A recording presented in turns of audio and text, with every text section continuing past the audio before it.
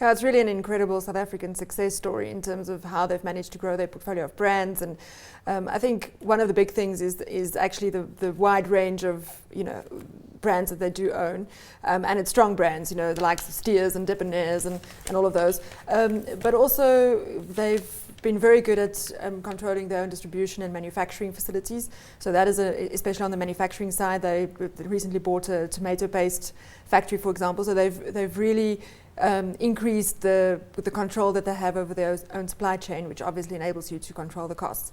But it's also worth mentioning that they don't always get everything right, even though 15 years of consecutive years of record profits certainly is quite impressive. But some of their brands have struggled. At the moment, Wakaberry is an example, the frozen yogurt brand.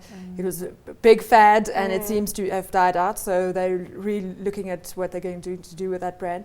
So they don't always get it right, but they certainly know how to do business in that space. To pick up on that particular theme, though, and you mentioned the distribution and manufacturing center, isn't that what's really key to Famous Brands managing to remain defensive despite the challenging economic times we're in? Yes, I think what was very interesting for me that came out of the interview with Kevin Hedderwick is that they realized that in South Africa, they're very South Africa focused still, and they realized that the mainstream middle income market in South Africa is not going to grow at this point. So the only way you can actually grow your business is if you're stealing market share from other players. And what their strategy is to offer the best quality product at the best value. And of course you can compete on price if you actually have that kind of control over your supply chain and the costs involved. So yes, it certainly has been working for them. How has their strategy changed as they have expanded into the rest of Africa? Yes, that's also quite interesting because I think everyone is revisiting their Africa growth strategies given the tough economic climate we're seeing in many other African countries.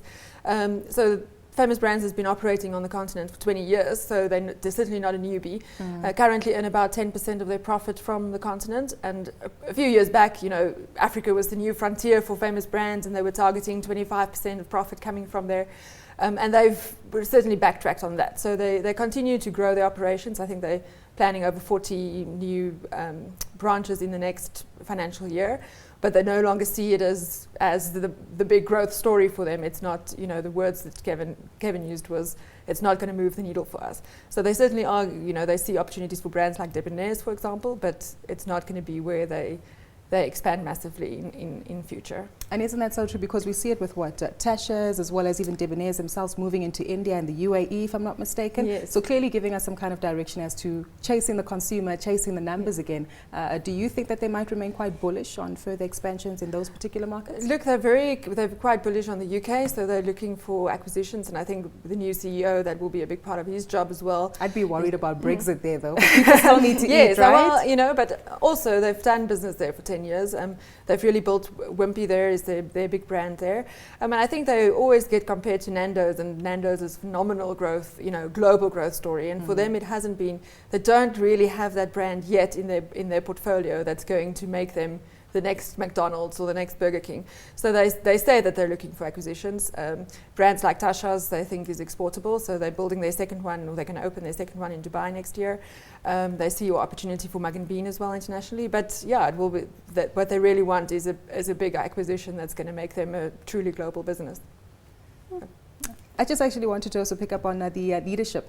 As you've mentioned, Kevin Hedderwick quite influential in the leadership of the organization and driving this acquisition process. But he's no longer chief executive. David Healy now at the helm. What do you make of the change in dynamics? Look, I think the concern is if you've followed, for example, what happened at Truworths, where you had a long-standing CEO stepping down, making space for a new one, but hanging around to kind of show the person the ropes, and then, fast forward a few months and the new CEO is out and the old one is back in. So I think there is a concern from investors that if you're moving over to a new CEO, but the old one is probably still a bit too influential. But then on the other hand, Kevin Hedderwick's got, he's got serious, people respect him immensely.